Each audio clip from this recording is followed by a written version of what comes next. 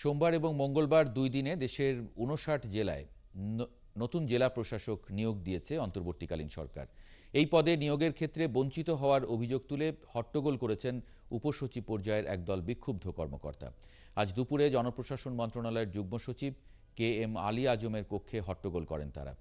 জানা যায়, বিগত আওয়ামী লীগ সরকারের আমলে পদোন্নতি বঞ্চিত ছিলেন এসব কর্মকর্তা। অন্তর্বর্তী সরকার সম্প্রতি তাদের উপসচিব পদে পদোন্নতি দিয়েছে। ডিসি হওয়ার জন্য তাদের প্রত্যাশা ছিল।